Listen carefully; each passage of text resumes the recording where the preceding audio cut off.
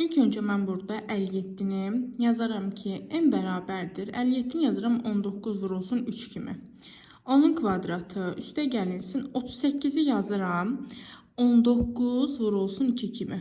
Bir də onun kvadratı bərabərdir. Yazıram.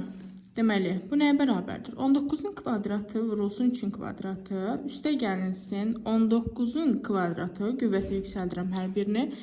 Vurulsun 2'nin kvadratı. İndi hər ikisində nə var? Hər ikisində 19'un kvadratı var.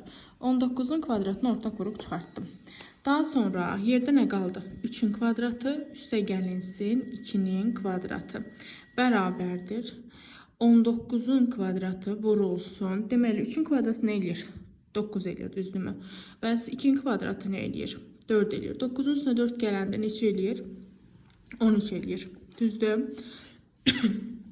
Bu da bərabərdir. 13 üstü 1'dir.